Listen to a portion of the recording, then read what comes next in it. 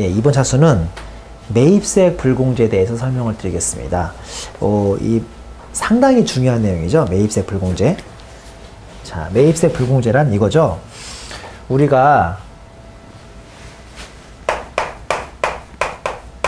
부가가치의 계산 구조를 다시 한번 떠올려 볼 필요가 있는데, 제가 계속 강의를 이렇게 얘기하고 있죠.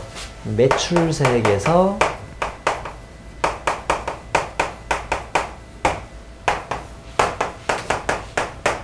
매입세액을 빼면 소위 이제 납부세액이 나오는 구조로 제가 설명을 드렸었죠.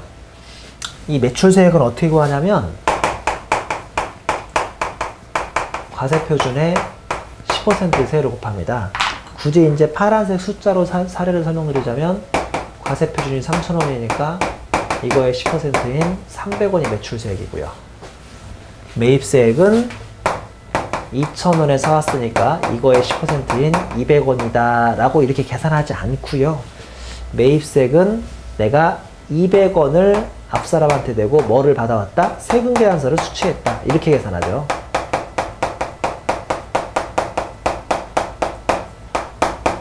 뭔 소리인지 아시죠? 뭐로 가도 서울만 가면 된다고. 결론적으로 납부세액은 100원이 나오긴 합니다. 자, 여기서부터가 진짜입니다. 이 과세표준에 잡히기 위해서 부가세법상 과표에 집계되는 요건이 4대 요건이 있습니다. 이 4대 요건. 이 4대 요건을 다 AND 요건으로 만족시킨다면 그건 과표에 잡힙니다.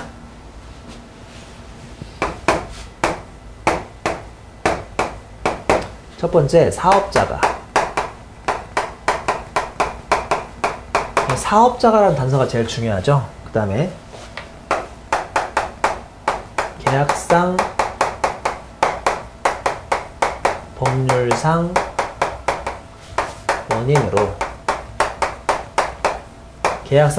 원인으로 제하의 소유권이나 또는 사용권을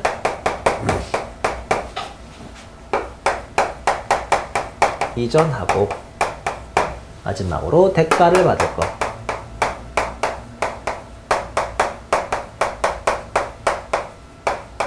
자, 요런 요건을 필요로 하고 있습니다. 이거 상당히 중요한 요건입니다.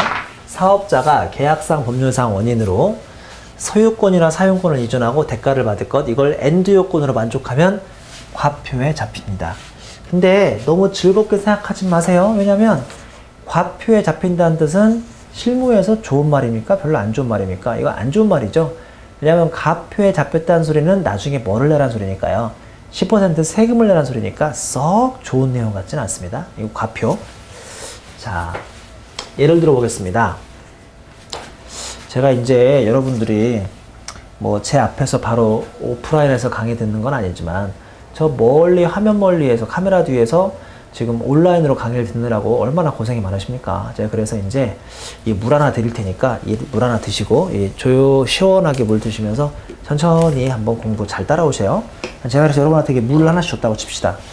제가 여러분한테 물을 준 것은 저 물이 만약에 1,000원짜리라면 제 입장에서 저걸 매출과표로 잡고 100원의 부가세를 내야 할까요? 안 내야 할까요? 첫 번째, 사업자가, 저 지금 사업자예요, 사업자 아니에요? 저는 그냥 강의를 지금 촬영하고 있는 일반 그냥 개인 공인회계사, 그러니까 사업자가 아니죠. 저 같은 경우는 지금 자연인 입장에서, 일반 자연인 입장에서 지금 강의를 하고 있기 때문에 이 사업자가 아닙니다. 자, 계약상, 법률상 원인이 있어요, 없어요? 제가 지금 우리 수강생들한테 물 하나씩 주는 거 계약상, 법률상 원인이 있냐고요, 없냐고요? 전혀 없죠. 그 다음에 소유권이나 사용권을 이전했습니까, 안 했습니까? 이건 했죠. 왜냐면 물 이제 드셔라.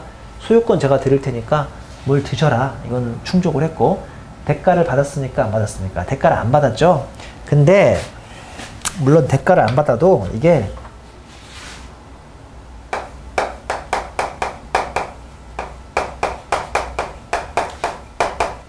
재화공급의 특례, 뭐 일명 간주공급이라고도 하는데요. 이 간주공급에 해당하면 대가를 받든 말든 이거는 과표로 잡힙니다. 별로 안 좋은 거죠. 간주공급이라고 부릅니다. 자, 또 다른 사례를 한번 설명해 드릴까요? 다른 사례? 그 상대방 거래처 놈이 오늘까지 나한테 물을 10,000통을 납품하기로 한 거예요. 나는 그러면 그 친구가 나한테 물을 10,000통 납품하면 나도 또 나의 물건을 기다리는 내 소매점들이 있거든요. 그 소매점에다가 빨리 10,000통을 받아가지고 10,000통을 넘기기로 한 거예요.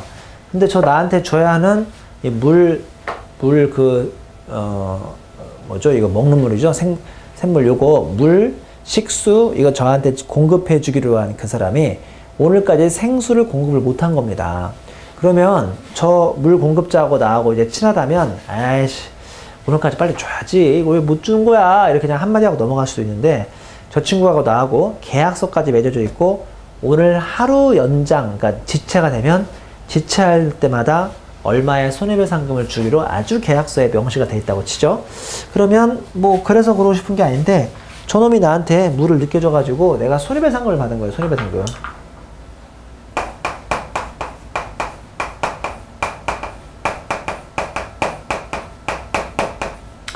손해배상금을 받았죠.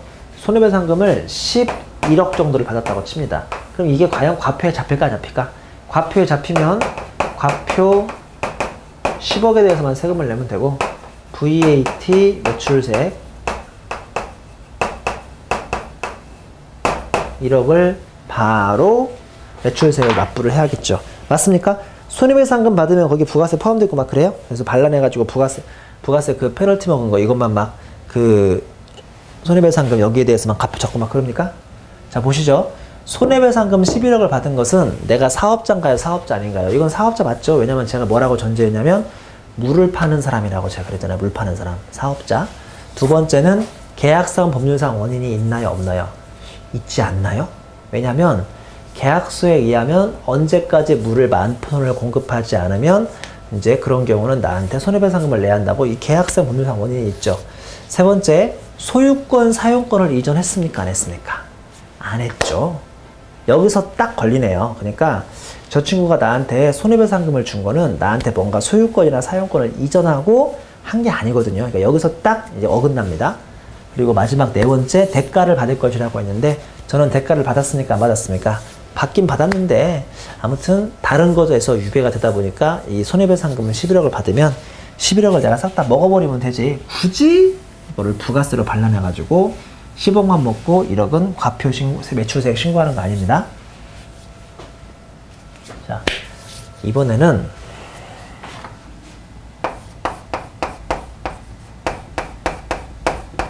월세로 설명드립니다.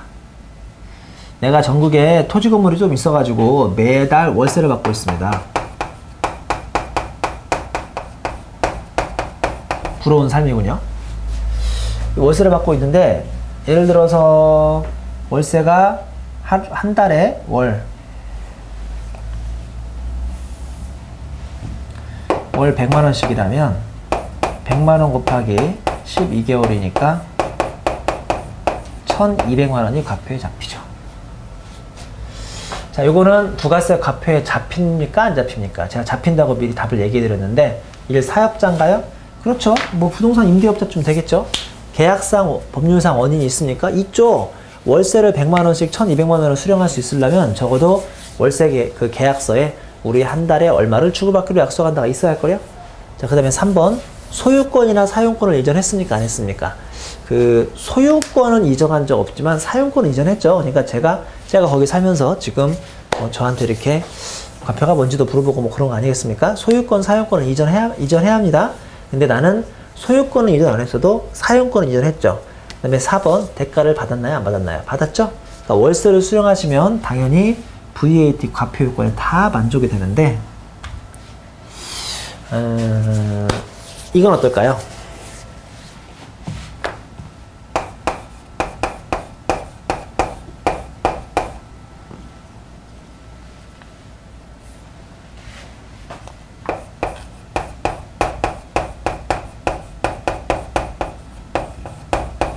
자, 내가 전국에 토지가 너무 많아가지고 그 중에 한 개 정도가 관리가 안 된 거예요. 그래서 관리가 안 된 걸 틈타봐가지고 어떤 놈이 10년 동안 나의 토지를 무단 점유한 거예요.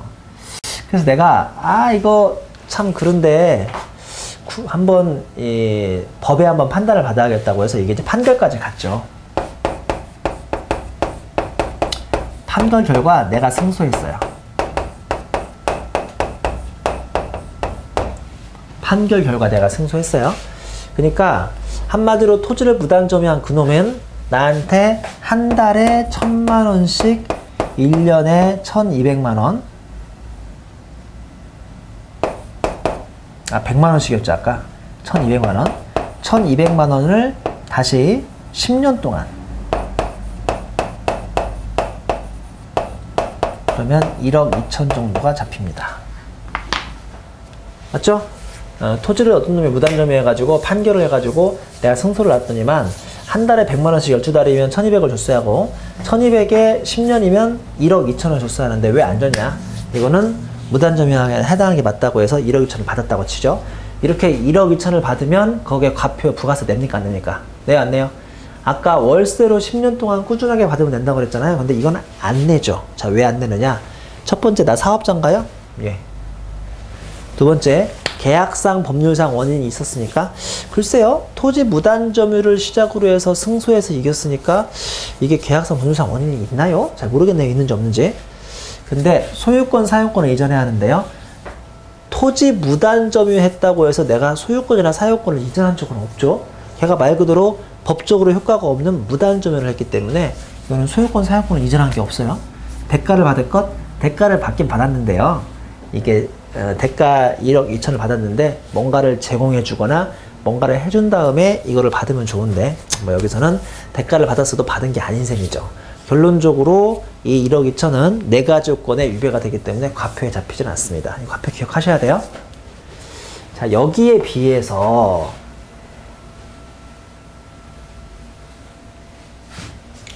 세금계산서는 잘만 수취해 받으시면 돼요. 요새는 발급이라는 표현을 쓰던데. 근데 이 칠 때 또 불공제 사유가 있습니다.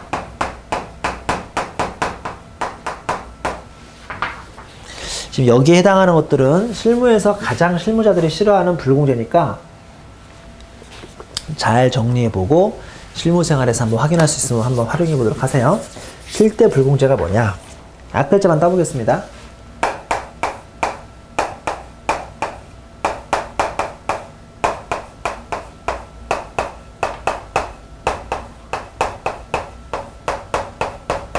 이렇게 되는 거죠. 4등 세차 토 면접이 앞글자만 따면 4등 세차 토 면접이 됩니다. 4가 뭐겠어요? 사업 무관한 매입이죠. 이건 안 돼요. 사업 무관하게 아무거나 사오시면 당연히 매입세 불공제입니다. 우리 현실에서 여러분들이 사업 무관하게 사오는 경우가 있습니까? 없습니까? 실은 은근히 많죠. 뭐 문방구에 가서 사업과 관련된 걸 산다거나 그런 경우가 있는데 그런 경우도 엄밀히 말하면 이제 불공제를 당합니다. 뭐 물론 이론만 그렇다는 소리고요. 그다음에 등록점 매입세금 굳이 아실 필요가 없죠. 여러분들이 1기가 아니란 등록점 매입세금을 공부할 때는 벌써 지난 겁니다. 1기 때만 공부하면 되니까. 세는 뭐예요? 세는 말할 필요가 없는데 세금계산서를 미수치한 거죠. 그러면 내가 상대방한테 아무리 200원을 떼었어도 200원 냈다고는 아무도 믿어주지 않으니까 이제 이런 경우는 세금계산서 미수치는 정말 할 말이 없고요. 차가 뭡니까? 차. 제가 보기에 그나마 이게 조금 부연설명이 필요한데요. 비영업용 소형 승용차죠.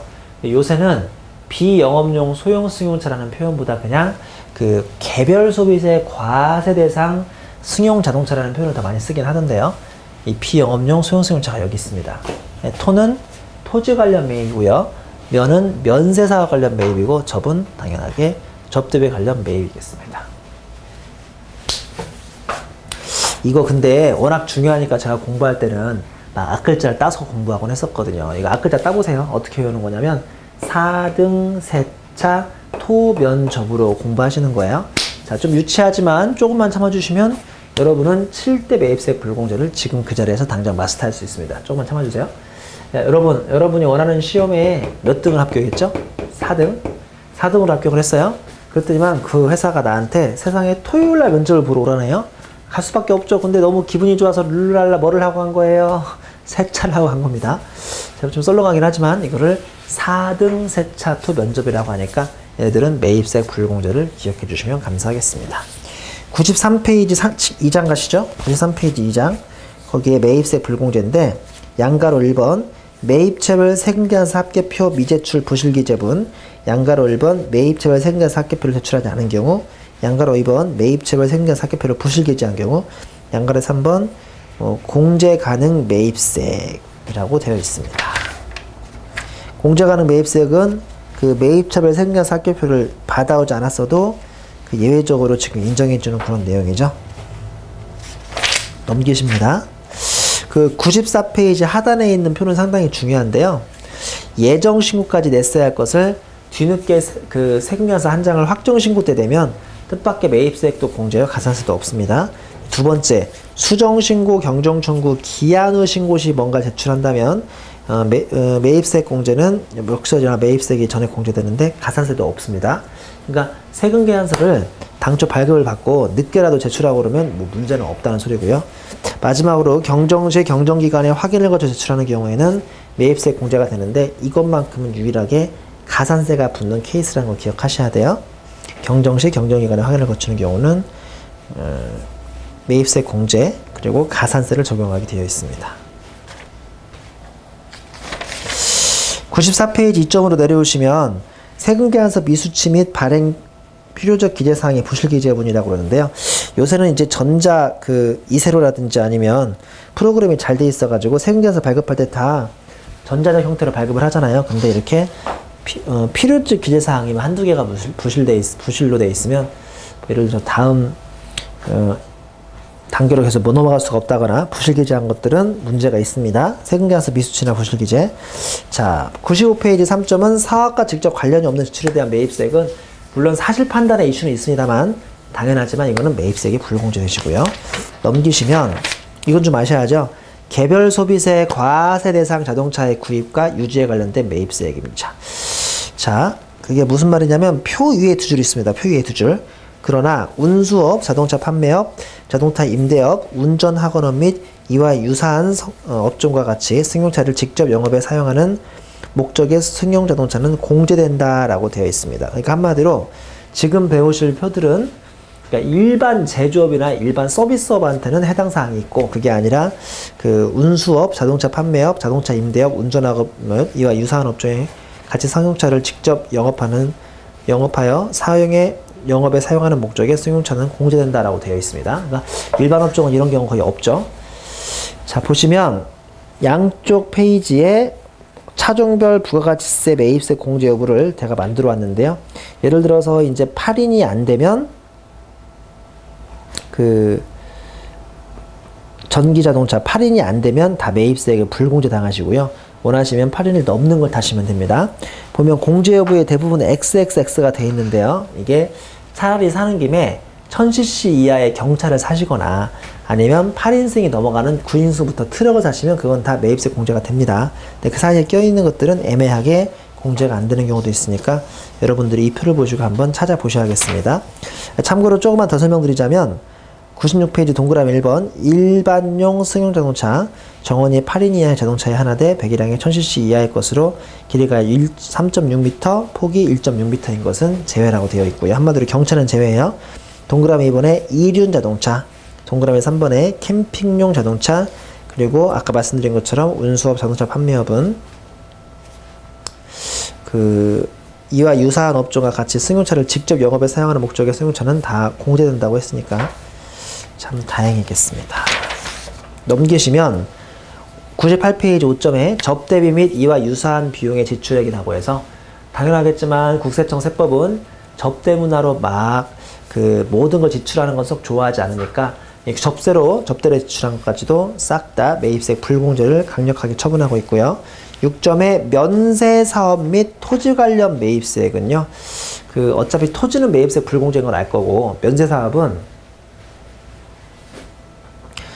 예를 들어서 이거죠. 우리가 지금 면세로 신문 같은 걸 만들고 있는데 아무리 신문을 많아도 이게 면세기 때문에 그 광고가 잘 이제 면세사업 같은 경우는 여러 가지 문제가 있겠습니다만 그 면세사업은 신문사 같은 경우는 아무리 이제 신문을 팔아도 부가세 매출세액이 안 나올 것이고 그러면 그 사왔던 잉크라든지 신문을 찍은 데 들어간 것도 같이 매입세액을 불공제 당하는 이제 최악의 제도고요. 그 다음에 99페이지 7점에 사업자 등록 전에 매입세액이라고 해서 이거는 뭐 지금은 별로 그렇게 의미 있는 규정은 아니죠. 왜냐면 우리가 일기가 아니니까. 내용을 읽어보면 사업자가 사업자 등록을 하기 전에 매입세액은 매출세액에서 공제하지 아니한다. 사업자가 사업자 등록을 하기 전에 재화 또는 용역을 공급받는 경우에는 세금계산서에 필요적 기재사항을 기재하여 발급받을 수 없으므로 원칙적으로 공제가 불가능하다. 다만 공급 시기가 속하는 과세기간이 끝난 후 20일 이내에 등록 신청한 경우 그 과세기간의 것은 공제가 가능하다. 이 개정 규정은 당해 사업자의 또는 대표자의 주민등록번호를 기재하여 발급받은 경우에도 공급 시기가 속하는 과세기간이 끝난 후 20일 이내에 등록 신청한 경우에는 매입세 공제가 가능하다고 되어 있으니까 요새는 심지어 그 기 끝나고 플러스 20일 안에까지만 가면 지난기에 초기 때 샀던 게 매입세액에 싹 다 공제가 되니까 뭐 상당히 편해졌죠. 마지막으로 8점에 금사업자 금거래계좌 부가세 미송금 시 매입세 불공제라고 해서 내용이 그렇게 중요해 보이진 않는데요. 그 금 관련 제품을 공급받은 사업자가 부가세액을 입금하지 아니한 경우에는 금 관련 제품 공급한 사업자에게서 발급받은 세금계산서에 기재된 세액은 매입세에도 불구하고 매출세액에서 공제하지 않는다고 되어 있고요. 관련 사례 보시면 소형 승용자동차의 구입 유지에 따른 매입세 불공제 범위입니다. 1번 비영업용의 범위, 2번 소형 승용자동차의 범위, 3번 소형 승용자동차의 임차 비용의 매입세액, 뭐 이런 것들이 나와 있으니까 혹시 소형 승용자동차를 구입하고 유지할 때 어떤 부가세 혜택이 있거나 세계상 문제가 있는지는 이 내용을 보시면 확인할 수가 있겠습니다.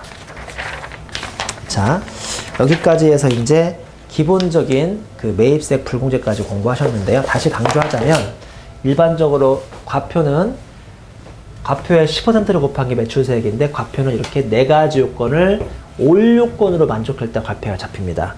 그리고 매입세액은요, 일단 세금계산서만 제대로 수취하면 내가 할 수 있는 제대로 한 건데 실무에서는 4등 세차 토 면접이라고 해서 사업무관 지출, 등록전 매입세액, 세금계산서 부실기재, 비영업용 소형승용차, 그 다음에 토지 관련 매입, 면세사업 관련 매입, 그 다음에 접대비 관련된 그 매입 같은 경우, 이런 경우는 7대 불공제사요. 앞을 잡다면 4등 세차 토 면접, 원하는 시험에 4등을 합격했더니 토요일날 면접을 하고 해서 룰루랄라 세차를 하고 이제 면접을 보러 간다. 이 정도만 알면 기본적인 부가세에서의 중요한 회계 처리와 과세 표준, 그 다음에 매입세 불공제까지 다 마스터를 하신 셈이니까 실무에서 부가세를 계속 이제 한번 공부하시고 신고하시면서 차곡차곡 실력을 하나씩 쌓아나시기를 바라겠습니다. 자, 이번 시간에는 매입세 불공제에 대해서 설명을 드렸습니다.